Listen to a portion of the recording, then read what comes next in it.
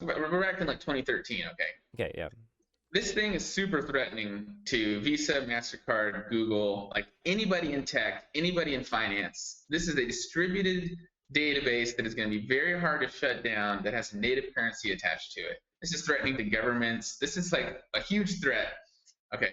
So there's a whole bunch of people who now have an incentive to neutralize this threat.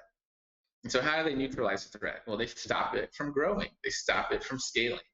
And so they convinced everybody that they didn't want the blockchain to increase in size. So they should only allow each right. So the blockchain is a chain of blocks. Every 10 minutes or so, a new block is found, and that contains the transactions that occurred in the last 10 minutes. Mm-hmm.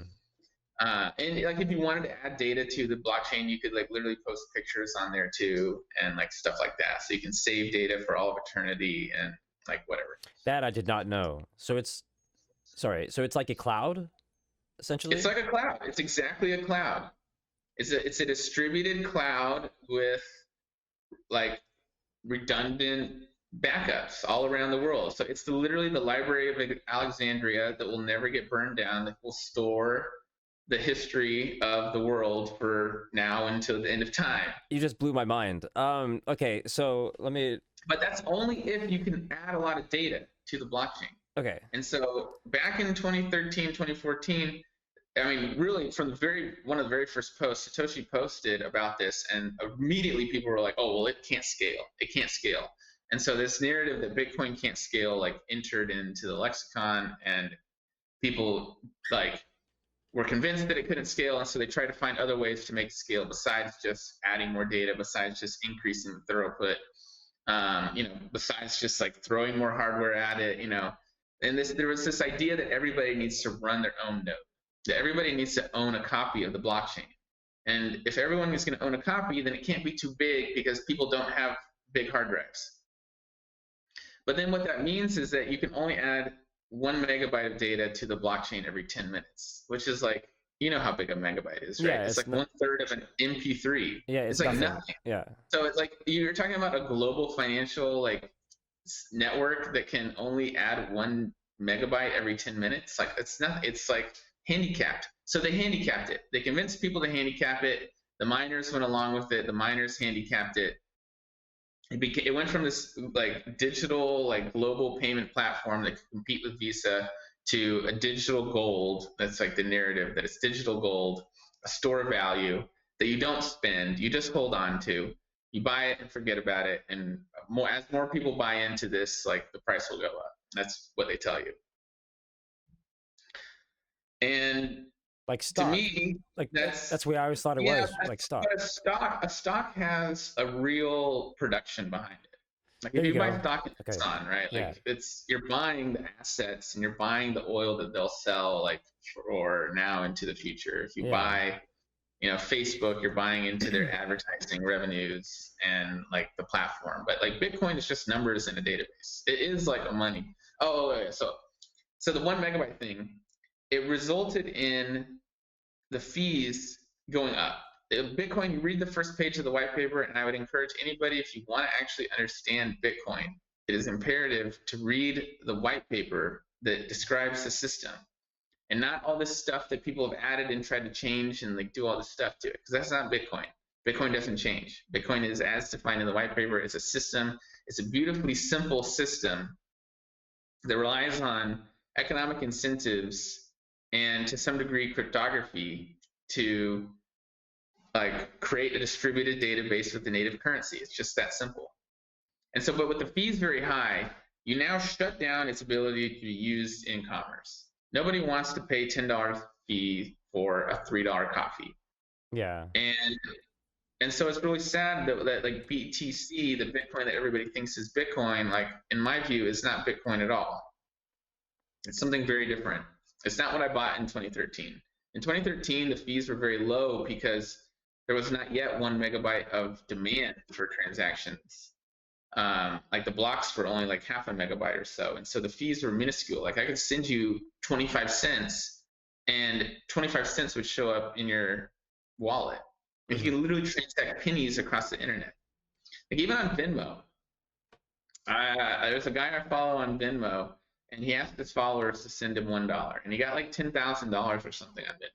But then Venmo shut his account down because all of those $1 transactions, it costs them too much money to verify all that stuff.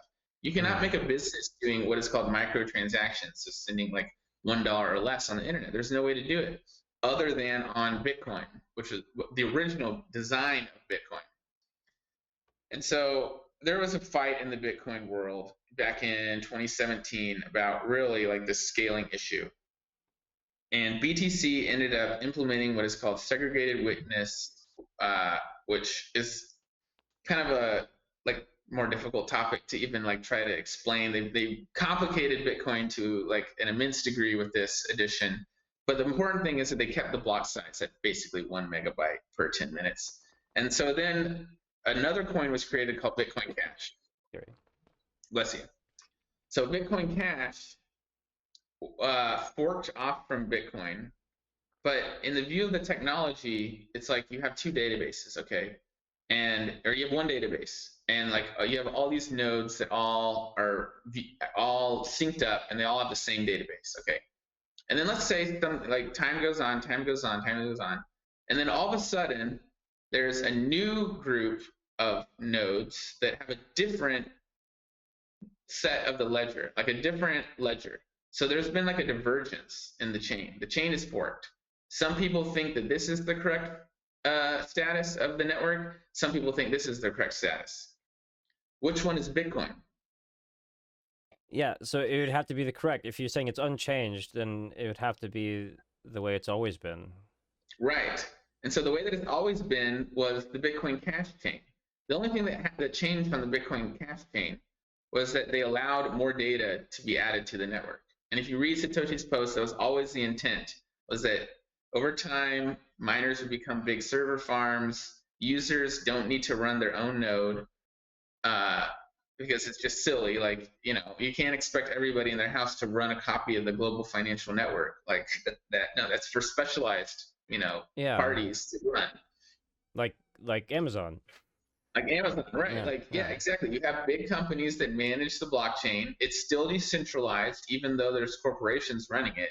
But I mean, that's what you want. You want corporations running like the global financial network. You don't want so it doesn't fail. Joe Schmo in their house like running the global financial network.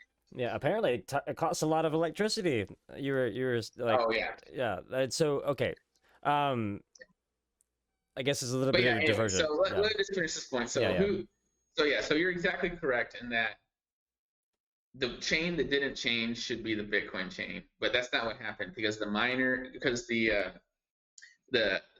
exchanges all agreed that the coin that changed would be the Bitcoin, and so like Bitcoin changed in front of everyone's eyes and no one even knows it. And then in Bitcoin Cash there was another fork later on because the Bitcoin Cash people didn't want to increase the transaction size, but then they wanted to add a bunch of stuff like order the transactions in different ways and like do stupid stuff. And so then the chain that then wanted to stay true to Bitcoin is now called Bitcoin SV. And Bitcoin SV is like the worst performing currency in all of this cryptocurrency run-up because it's just like shunned because people hate the truth, man. They just hate the truth. And so it's like shorted and like we'll see like if it ever like sees, some like actual real use. But that thing allows you to put like gigabytes of data onto the chain at a time. Like it's going to move to terabytes. And if people ever want to use blockchain, it will end up being a blockchain that allows for the most amount of use for the cheapest price. That's the way it always is. People don't want to pay $10 for a transaction. They want to pay low fees, right? And so it might not be the case that blockchain gets used. It might just be too threatening and that the global elites and the banking system like have too strong of a clutch on the money supply that like they squash blockchain like out of existence. It's like used for like stupid stuff like they're doing now where like selling tweets for like $1 million. Yeah. But like so if it was a cloud, let's say I uploaded, essentially you can upload photos into this cloud, would that mean anybody could access this, or would it be password driven like currency? Either way, if you uploaded them as plain JPEGs, then anybody can access them. But if you encrypted them, then you could decrypt them and have them for your own personal use. Yeah. Would and it there's like be would it be tied to a transaction? Let's say, would you have to yes, fake like a bit sale or actually sell a yes. portion of a bit to encrypt that? No, you don't have to. So when you are transacting on the network, there is like you're not really selling or like it's not like you're on an exchange on Coinbase and you're buying and selling, right? Yeah. That's all done like off chain. That's all done. They have their own internal ledger, their own internal record keeping.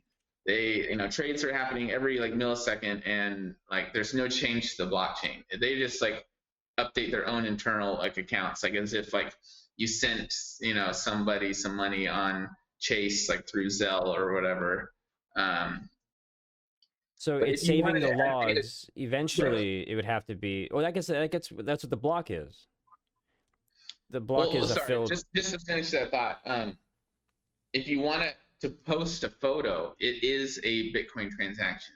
Like everything, it's possible that in the future, everything you do online will be a Bitcoin transaction. That's the mission of Bitcoin. And when I say Bitcoin, I mean the original mission of Bitcoin. That's amazing sounding, because that literally gives the freedom of internet. That's like, it solves a lot of the censorship things going on now, I guess, Yeah. Oh, it totally solves all the censorship things because everything is written to the blockchain. So, and there's like Bitcoin is a protocol, right? It's a set of rules. It's how like there's like rules to how the system works, right? Just like there's an internet protocol, there's a Bitcoin protocol.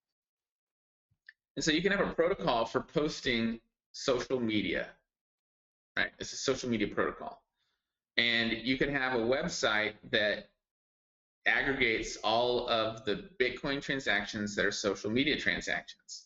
And if that website wanted to kick some user off, that means that they would no longer host that user's tweets or whatever. Correct, yeah. But that user can still create Bitcoin transactions and submit them to the blockchain. And there might even be a case where some miner decides that he doesn't want to mine those transactions from that individual. Well, that's fine because there's 20 other miners that will, because that guy's a paying customer. He's wanting to use the blockchain. He's paying a fee to add his social media posts to the blockchain. And there's miners that will mine that transaction. And so then there will be other interfaces to the blockchain. So maybe there's like Twitter, they block Trump from his posts showing up. But then there's Parler or like some other like site that shows his posts because they're all querying the same type of Bitcoin transaction that is the social media protocol transaction. Yeah, exactly. And in this case, Parler would be showing the Twitter post, not just Parler post at the same time. Yeah, it would be right. There could be like a global uniform standard for a post. Yeah. And there could be different standards. There could be like a Twitter type standard, which is like a limited, number of characters. There could be an Instagram type standard, which is just photos. And then you could have different content aggregators, like they'll show you, maybe just only the happy posts or the sad posts, or like you could have a site that like does all that stuff for you. Yeah, filters. But the point is that you can't stop somebody from using the blockchain because it is a public ledger. It's a public utility. It's not, and it's paid, right? You pay to use it, so it doesn't suffer from the tragedy of the commons, which is free to use. If it's free, then they can they can stop you from using it. But if you're paying, then there's going to be people that will want to take your money.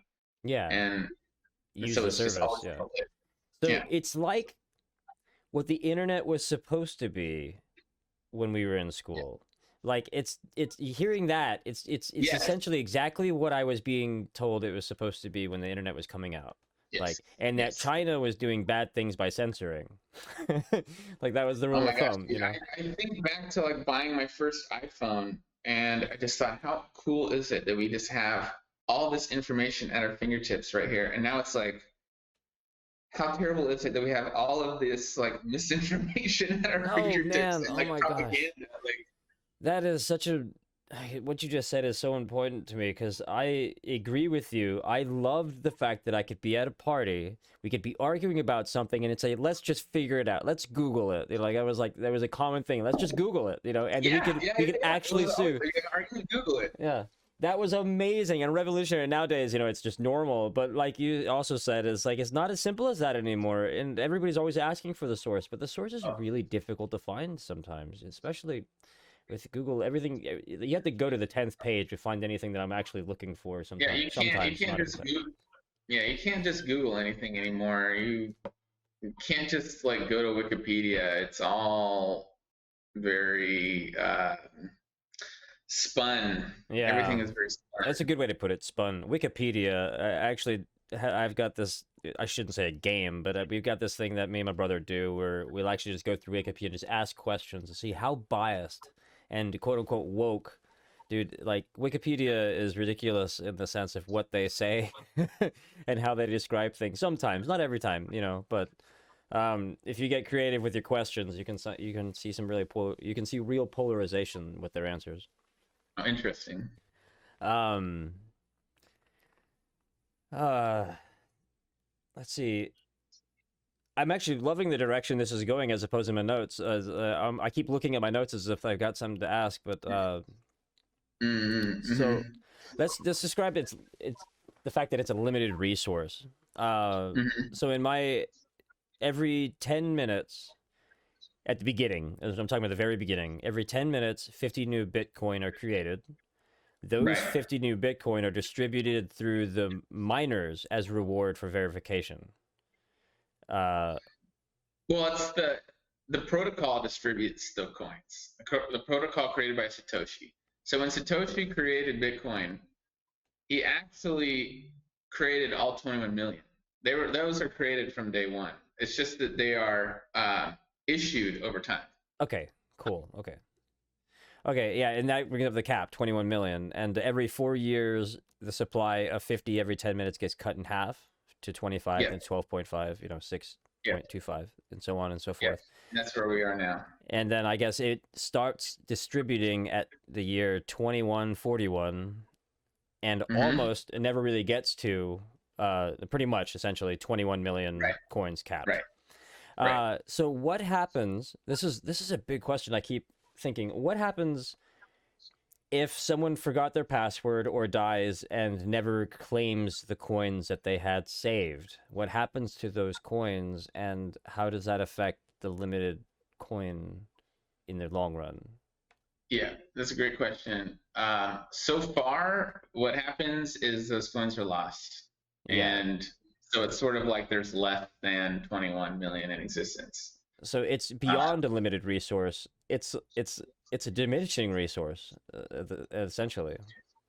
Well, it's diminishing up until, well, let's put aside the fact that it's possible that there could be some court cases that come out that say that, like, if there was a big hack or something, that the miners have to now issue new code to recover those coins, and they could.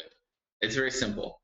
Like, let's say that like 1 million Bitcoins were hacked and it was all over the news, and everybody could see on the blockchain that like 1 million coins moved from like some exchanges, some Coinbase exchange or whatever, to someone, a new address. And nobody knows who the new address is, but all we know is that for sure that the coins were stolen. It'd be really easy for a court to say, hey, miners, you have to blacklist that address, write some new code to issue new coins to a new address, and give those coins to the rightful owner. Okay, I see that. So it's essentially, it's like how a virus or a bad cell gets eliminated from the body. They take out an old one, they take out the bad, put in a new, and discard the trash. Right. This number of coins remains the same, and in a way, it's sort of a good thing. Like, theft is now disincentivized. Like, you can't hack a huge amount of coins because you know that your account, your address will get blacklisted, and you won't be able to use those coins, and the guy who you stole from is just going to get them right back. Yeah, and any coins you had before that is gone too. Like, if you had, let's say you had $1 million of coins, unlikely, but if you're blacklisted, I guess all of your cash is gone now. Well, the thing is that if you use Bitcoin correctly, you don't reuse your address. You want to use a new address every time, and like, you might have wallets that have Bitcoin in a whole bunch of different addresses. So it's not like you don't want to like store. It's not like a bank account where all your money is in one account number. It's like all over the place. This, like Bitcoin is like a web. Like think of it as like a tree that's growing, where like you start with one transaction and then. So actually, what happens when you make a Bitcoin transaction is, let's say you have 10 Bitcoin. You give one to this guy for a Tesla or whatever, because it's a lot of it's very expensive now. But what happens when you make a Bitcoin transaction is you send some Bitcoin to whoever, and then the Bitcoin that was left in that address actually gets sent to a new address. It's called a change address. And so like there's just like this ever-growing tree of like every time a Bitcoin transaction is created, you send it to a new address and then a change address. And so that kind of preserves some sort of like privacy, because like if I know that you own some like if I know that you own an address, I know that you control this address, and then I see that a transaction was made, and like let's say $10 went here, or not 10, because like 10 is like the fees today. So maybe $100 goes here and like $500 go here. I actually don't know which one is you and which one you sent your money to. Oh, okay. That's cool, dude. This whole concept it's really difficult to wrap. I'm gonna say our mind as humans. It's so new. This feels a lot like when I'm trying, like when I tried visualizing a fifth dimension or fourth dimension to length, width, height. You know what I mean? It's really difficult to be abstract, like to abstract your mind into a different concept that you're concreted in. And this Bitcoin concept really kind of feels that revolutionary to my mind. The more I'm learning, it's becoming more and more out of this world, different. We're not used to something like this. It is, I mean, it's completely revolutionary, and that's why it got hamstrung. Like that's why BTC cannot do any of the. I mean, it barely does any of the things that we're talking about. When I say like Bitcoin does this, BTC was meant to be, Bitcoin was meant to be a currency for people who live in, Zimbabwe with runaway inflation. Live in Argentina with runaway inflation. It's a currency that anybody can use, and it was meant to have very, very low fees so that you could, if you wanted to sell a stick of gum for 5 cents, you could literally transact 5 cents over the internet. So Bitcoin's actually the fees on BTC are like $10 or $20 per transaction in America. So it totally eliminates in everywhere. Okay, that's insane. Like, no matter where you are, that's the fee. If you're in Africa, that's the fee. Okay. It is still being used right now with, let's say, refugees. Like in the third world countries that this currency is actually banned. It seems it's more used there than in places like America, because in America we don't really need it. We've got a bank account. We've got a currency that we, can rely on for the most part. It's not being used by refugees. Refugees don't have any money to be using Bitcoin. Bitcoin is meant for like sort of very, very wealthy people to participate in a gambling game, and like how high can it go? Yeah. Okay. Right. Like there's only 350,000 transactions a day. Right. How many people are on planet Earth? So 350,000 is like nothing. It's like nothing, man. It's like absolutely nothing. And the average, you can look it up.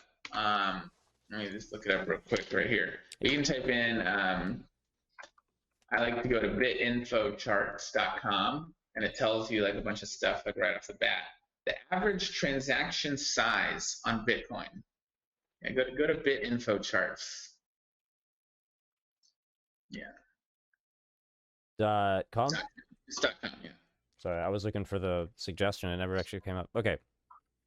So right there it tells you the average transaction size is $63,000. And the median transaction size is 846. So like these are big value transactions, which I guess is cool if you're like a global banker or something. But like if you're an average person, like you your average transaction size is not $800 or 63,000. Your average transaction size is like $10, right? You buy some coffee, it's $3 or $4. You know, I mean, I go to Wendy's now, it's like $15. Yeah. So, you know, you pay gas, it's like 30 or $40 to fill up your tank. That is an average transaction. Yeah, there we go. Yeah, $20. I think $20 is probably like, this is going off of personal, you know, but $20 is a very common spent amount, you know. Right. Around there, yeah. Right, yeah. Yeah, no, this is crazy numbers right here. So I guess you're right. It's really just people you know, this is a bad word, but yeah. It's like, yeah, no, it's not what it's set out to be at all. Then you can see there at the very, very end, or maybe I have it selected. So you can click on, see at the top it says vertical like layout. Click BSV there, right below that to the right. Got it. BSV.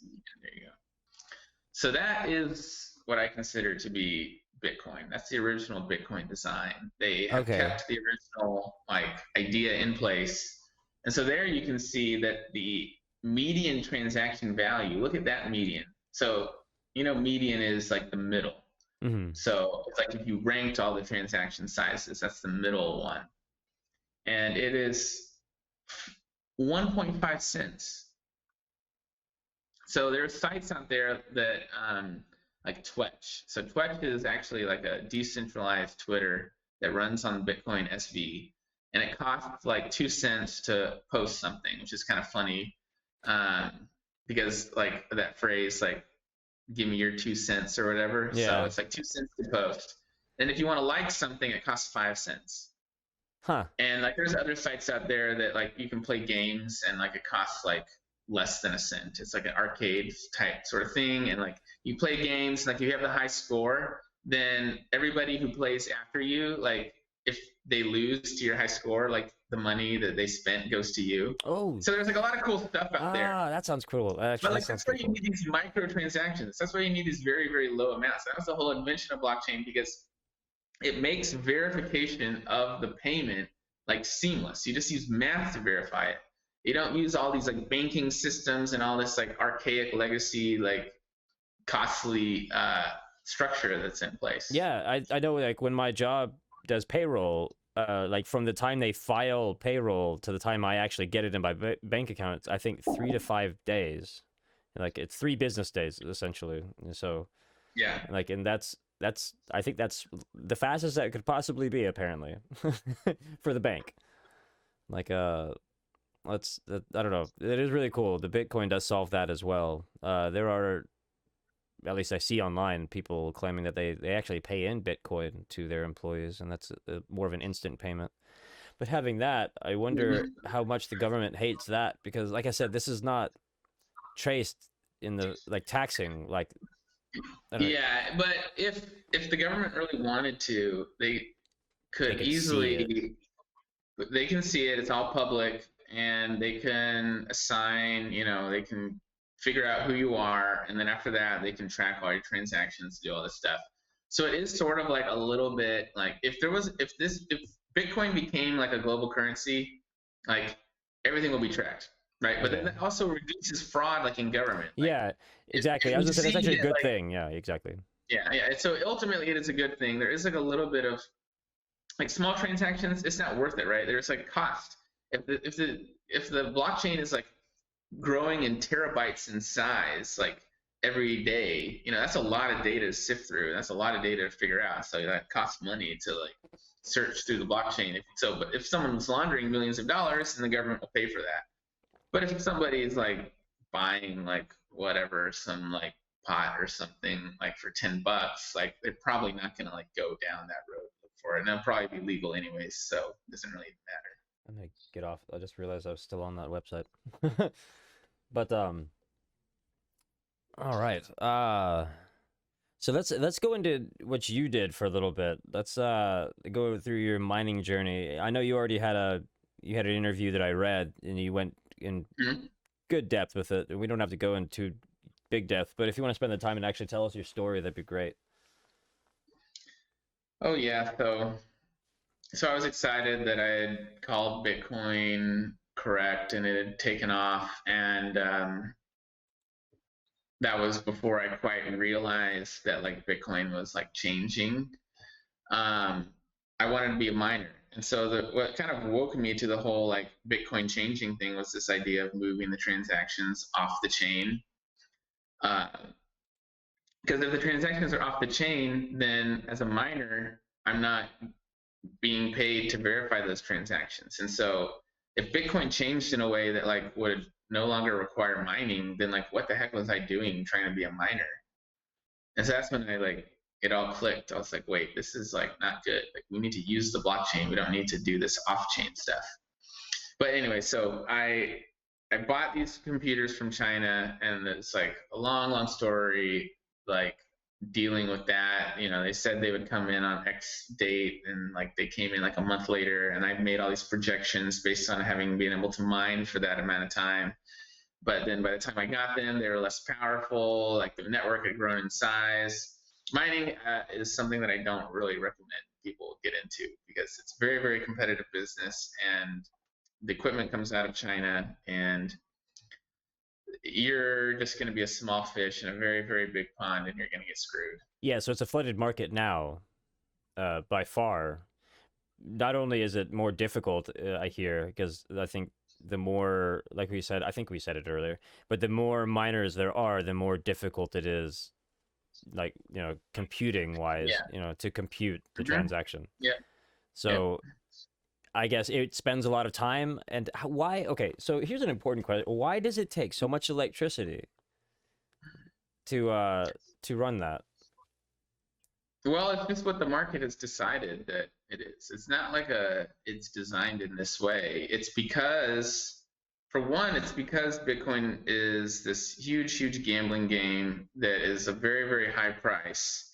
And so the price for Bitcoin is very high, which means the reward for mining Bitcoin is very high, which means more people will want to get in on it. And it's just like a market equilibrium. Yeah, like it's a supply. Exactly what you just said. Yeah, exactly. Yeah, it's just supply and demand.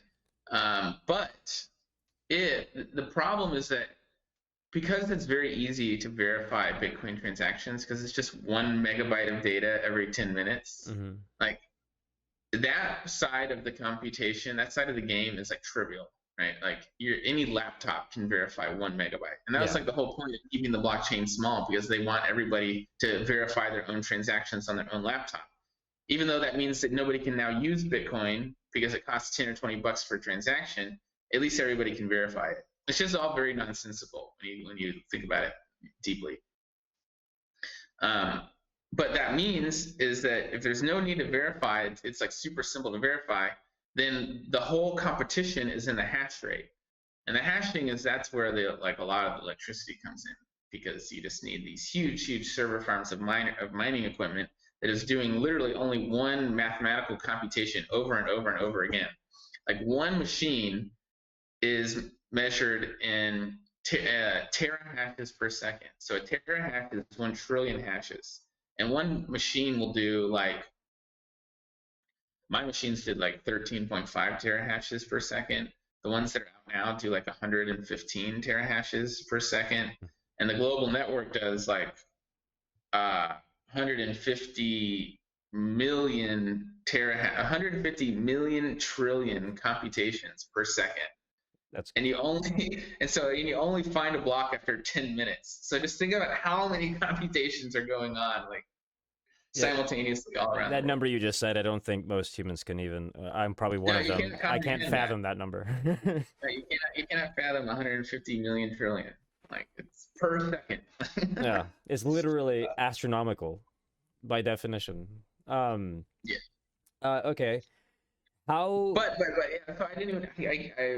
I get excited about this, but if there were terabytes of data being added to the blockchain, then the difficult part would be actually verifying all those different transactions, because there'll be all those different transaction types. There'll be social media posts. There'll be different things. There'll be chain transactions. There'll be all kinds of stuff.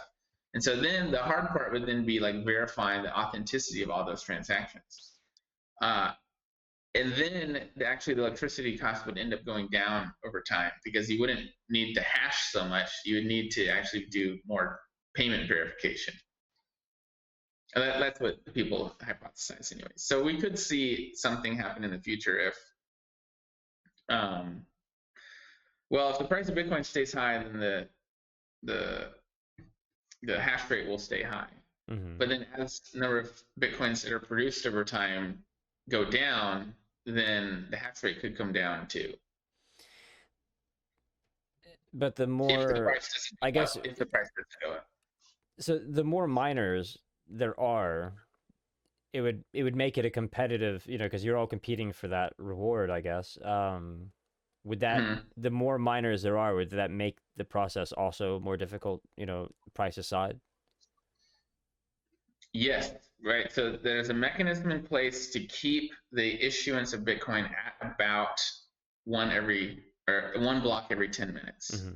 And so the network actually watches how many blocks were produced in the last 2 weeks. And every 2 weeks, if it produced a if it produced more blocks than expected, then it becomes more difficult to actually mine a block. Okay. And the way that you measure that difficulty is you have to know a little bit about hash functions. But a hash is it's just a mathematical function that you put data into the function, and then out comes like a series of letters and numbers, basically. And when people say stuff is encrypted, it's basically hashed. And it's you put data in and the data comes out, but then you can't use that data that comes out to figure out what came in. Oh, okay. It's called a one-way function. Okay, that makes sense. This is how passwords are stored in online databases. Okay. Like your Facebook password. It's not stored in a no one supposedly no one at Facebook could go and look up your password because it's stored. It's encrypted by a hash function, and then you can't look at the output and figure out what the input was. That was very well explained. I've heard people have tried explaining it to me before. I never really got the concept, but I'm pretty sure I understand what's going on there now. That's good. Yes. I appreciate that. So anyway, so to mine a block, you need to hash some data, and then the number that comes out of the function has to have a number of zeros in front of it. It has to be 0.00056 something. It doesn't matter what the 56 or whatever. As long as there's 3 or 4 zeros in front of it, then it's a valid block. Or at least that's what it was back in 2013. Maybe you needed 3 or 4 zeros. Now you probably need 17 zeros or something. I don't know. You need let's see actually. You can just every Bitcoin block is the block. Oh yeah, so here we go. So to mine a block, you need 1, 2, 3, 4, 5, 6, 7, 8, 9, 10, 11, 12, 13, a bunch, 20 something. I don't know. I got tired of counting. That makes sense. Yeah, that's a lot. That's actually a really big difference. That's a bigger difference than I was thinking. So when I first started hearing about mining, I got really excited because I've got a really powerful computer. I just spent $3,000 on this computer. It's a 12 core, 24 thread beast. Nice. And whenever I heard mining, I was like, oh, I've got a computer. I could probably do something like that. But it's very discouraging hearing what it actually takes to do that, and what little comes out of. You need what's called an ASIC computer chip in a machine. ASIC stands for Application Specific Integrated Circuit. Okay, so it's application specific to that hashing function. Okay. But you could maybe use your computer to mine some other coins out there. Other coins out there are they have different mining algorithms. Yeah, I briefly touched on other cryptocurrency, and they essentially have the same basic rules, but a lot of them, well, they changed something. Everybody changed something, but I guess the main change was faster production but less security. And if you're sacrificing security, you're going to gain speed. If you sacrifice speed, you'll gain security, in the rule of thumb, from what I saw. But I don't know, they're all different. Yeah, they like to talk about that thing. I think that's all BS. Yeah, that's really annoying. You can have security, you can have speed, you can have all that. It's all in the original design. There's so much misinformation out there. It's ridiculous. So Ethereum, Vitalik Buterin, who started Ethereum, wanted to create Ethereum on Bitcoin. oh yeah, we talk about nobody owns Bitcoin or whatever, and I made a reference to like, well, how is it changing, right? Oh, this Yeah. decentralized consensus. It's like magic. It's just magical. Like everybody has these simultaneous thoughts, and they're like, Bitcoin is gonna be this now, and then it changes. Like, no, that's not how it works. Yeah. There's a company that basically controls Bitcoin. It's called Blockstream. Blockstream is funded by MasterCard. And MasterCard doesn't really care what Blockstream does as long as they stopped Bitcoin from scaling. And so they achieved that like back in 2017. And that was when it crashed, essentially. 2017. At the top. It was mid 2017 that like the fix was sort of in. But it had been sort of in place for a long time because this guy Gavin Andreessen was given the keys to the repository, like the code repository by Satoshi, and then some other people also had access to the repository. They claimed that Gavin got hacked at some point and they revoked his access. And at that point, everybody who had access to the code base was an employee at this company called Blockstream, and they effectively took over Bitcoin. So it's like the mining is decentralized and the payment processing is decentralized, but like the code is all the miners on Bitcoin run code that is called Bitcoin Core. And that is like literally written by a company. Huh. Well, that's sad because that like that undermines everything I loved about it. I know, man. I'm sorry to destroy the narrative, but that's actually good because it's good to know what's going on. I think a lot of the disinformation is also the fact that it's really difficult to grasp what this is. Like, as I was saying earlier, this is a brand new concept. So, rumors are easily, misunderstandings are easily spread. There we go. I'll say that. Yeah. Well, it's not necessarily bad that a company owns that software. What's bad is that they can, change it on a whim, and that they deviated from the original idea of the low fee transactions that everybody in the whole world could use. They also deviated from the freedom of it too, like the security, I should say, not the freedom, the opposite of freedom, the lack of freedom. They compromised that, and that's really sad. But everybody wants it, so everybody thinks it's the best thing ever still, and they buy into the narrative. Like when you buy Bitcoin, you buy BTC, you're not buying technology. Like the technology is 1 megabyte for 10 minutes. That's nothing. There's no technology there. Yeah. I mean, there kind of is, in that it is still secure, but Bitcoin SV does gigabytes for every 10 minutes and moving to terabytes in the future. So that's much better technology, but you're literally buying just a meme. You're buying this meme. By definition, you're right. That's exactly what it is. Yeah. But so back to the mining story. So I quit my job in Southern California and I wanted to be a miner, and I moved to Washington, where the power is 3 cents per kilowatt hour or something. Super cheap. It's clean energy off the Columbia River, and it's actually this big dam that supplies most of the power for the Pacific Northwest. But you might know that a power plant generates power, and then it puts it up on those big old transmission lines that you see when you drive, across the country. Mm-hmm. But as it travels on those transmission lines, it loses power. Yeah. And so it makes sense to sell people power cheap at the source. And that's where Wenatchee is. It's the source of all that power. The problem is that a bunch of people realized this and moved there and started overloading the grid. So it wasn't just you. I see. Okay. And that was me. And so I moved there, and I didn't quite completely understand how all that stuff worked. I knew that I could fit X amount of miners into I rented a house out there. It had a shed. The house had 200 amps of power. The shed had 200, it's not a shed. It was this big, 2 RV garage, really. Oh, I see. Okay, big. Yeah, big. And so I put all my mining equipment up there, and the power company realized what I was doing. They said that it was like a threat to my neighbors who like had to draw on the same power from the same sort of substation, and yeah, they sort of like intimidated me to shut down. And that's sad. If you chose a different zone where your neighbors were like, is there a way that you could have been on a different power supply than somebody like that? yeah, so Or do you think that was more of that, like an excuse? no, after that, I worked with them to find a different place to set up my farm.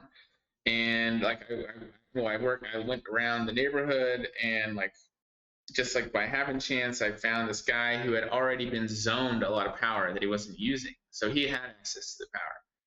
But they just didn't want Bitcoin miners there at all. And yeah, that's what I so thought. Okay, yeah, like, it was. I like went through this application process and did all this stuff, and then they just like never called me back. They like never did anything, and it's basically just like a big fu to the miners. And that's what I said. That was also around the same time, if I'm correct, that Amazon stopped accepting Bitcoin and everything. Like, I don't know if Bitcoin ever did. I don't know if Amazon ever accepted Bitcoin, but like Dell accepted Bitcoin, okay. and Steam accepted Bitcoin, and they stopped taking it because the fees got too high and the transactions were unreliable.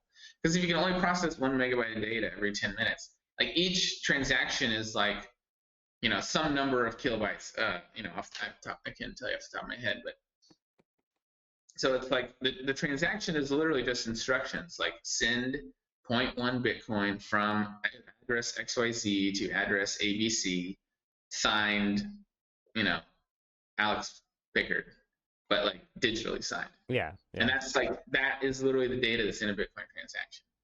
And so if there's a ton of people that want to use Bitcoin and are creating a ton of transactions, so now there's like 50 megabytes of transactions that want to be processed. You can only process 1 megabyte every 10 minutes, then your transaction is going to take some time to get processed. It depends on how high of a fee you select. If you select a very high fee, then you'll get processed right away. But if you don't want to pay a high fee, then like you get sent to the end of the queue, and like you'll consistently be sent to the end of the queue until like yours is the top fee paying transaction at that time, and then you finally get to process I see.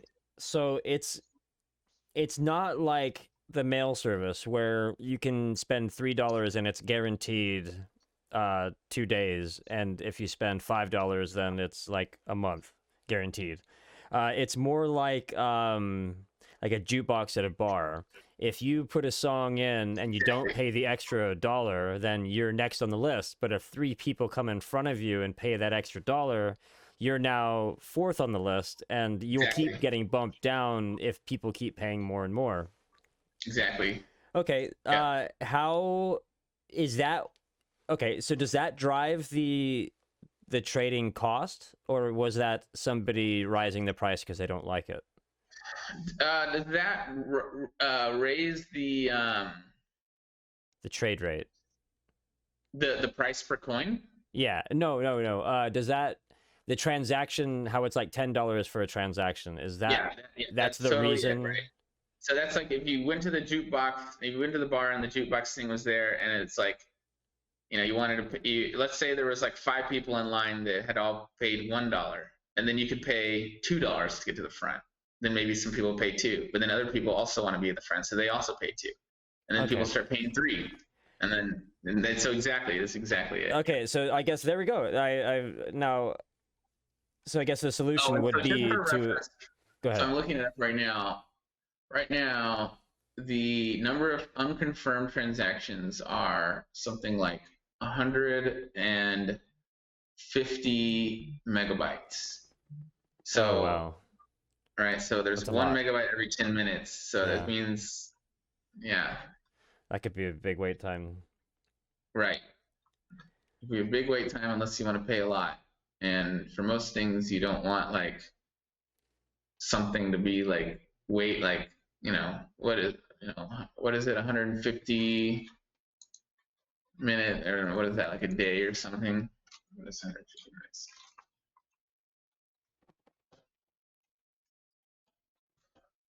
25 hours, yeah, it's a day. Yeah.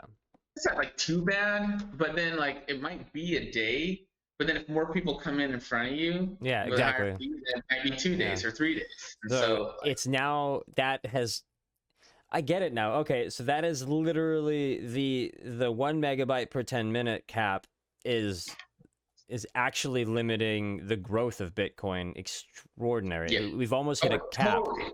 It killed Bitcoin. Yeah. It killed Bitcoin as it was originally designed to compete with Visa and MasterCard to be a global payment platform. Okay. It can't. Like it just can't.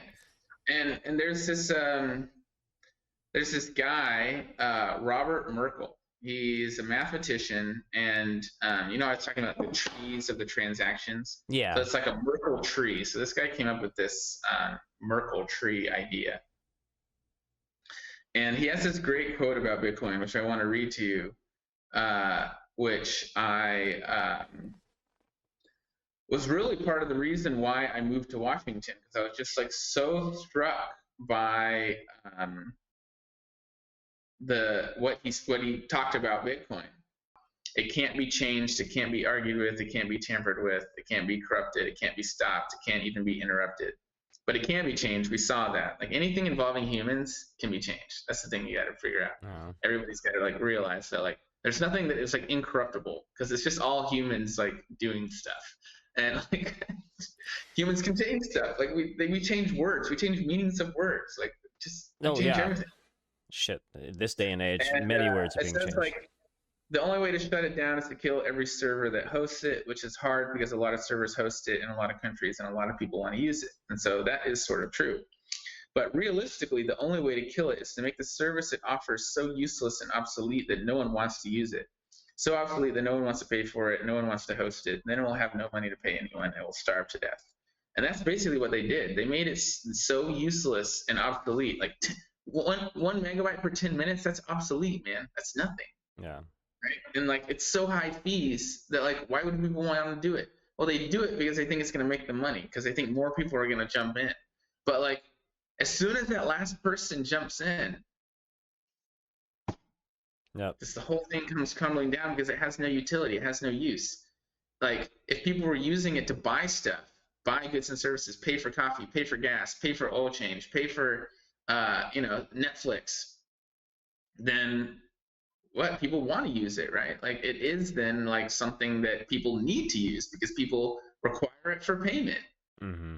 But if it's just something that you buy and hold and do nothing with and hope that the price goes up, then eventually like you reach the last guy in line who buys, and who you sell to then. Like that's really sad, because for the last couple of days in my journey of learning this, it felt like Bitcoin was inevitable, but it doesn't. It still might be inevitable because there is Bitcoin SV, but the narrative around Bitcoin SV is that it's a scam, is that it's not the real Bitcoin, but it is the real Bitcoin because it hasn't changed the protocol from the very beginning. Yeah. But people don't believe that. They don't like this guy who's associated with it, whose name is Craig Wright, who, if you do research, if you do a little bit of research, if you Google, you'll figure out that he's a scam artist, that he's a fraudster. If you do more research, you figure out that he is Satoshi Nakamoto, the guy who started Bitcoin. Huh. Okay, because I've recently come across the information that nobody knows who this guy is. Who these people are, or whatever. Well, the powers that be want people to not know, because that guy will tell you that BTC is not Bitcoin. That's not what he created, that it's more or less turned into a scam. And the powers that be want people buying into BTC so that the price will pump up and then they can sell, at a higher price. Yeah. So that's crazy. And so they don't really want blockchain used. Like MasterCard doesn't want a global payment platform that has cheaper fees than they can offer. Yeah. Right? Then they're out of business. Google doesn't want people like using a internet that is a distributed internet that they don't have like a total locking key over, right? That they can't shut people down and censor people and cancel them if they want to. Yeah, that's concepts I didn't even know that they would even do in America until recently. I know. I never even thought.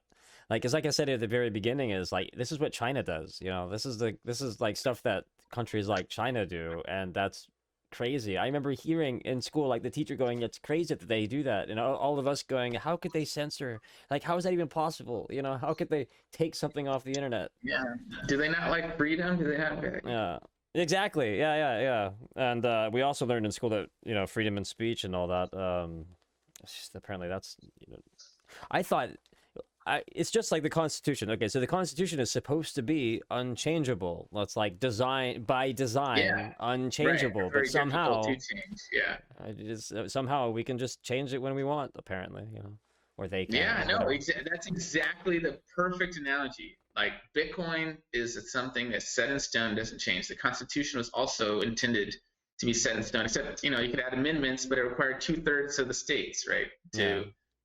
But now, like, you know, I know it's supposed to be the House of the House writes the laws, and the president signs them, you know, into existence. Now it's just executive orders, like, all day long. Yeah. Don't.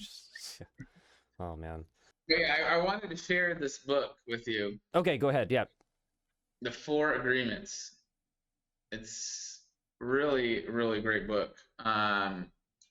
The Four Agreements are be impeccable with your word. And the guy goes into it, and really, impeccable actually means without sin. So it just, like, means, like, don't do bad things with your word. And he talks about how, like, words can be used like as black magic. And he gives this example of, like, a mom, like, single mom comes home from work.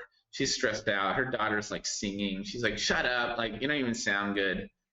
And that daughter now carries that with her for, like, years. She thinks she doesn't have a good voice. And she literally just destroyed this little girl's, like, outlook on her life and her, like, thoughts. So, like, words can do that to people, right? If you can remember, probably somebody said something mean to you, and, like, you, like, were changed after that. Like, you stopped doing whatever that was, or, like, you thought differently after Absolutely. that. Yep.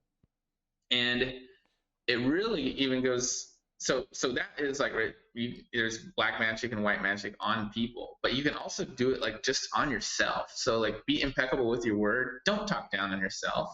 You know, don't, like, say I can't, say I can, right? Mm-hmm. Just, like, all these, like, negative things that we tell ourselves that, like, we're not good enough, we're not this, we're not that. That's not being impeccable with your word. So you got to be impeccable with your word to others and to yourself. And the next one is don't take things personally.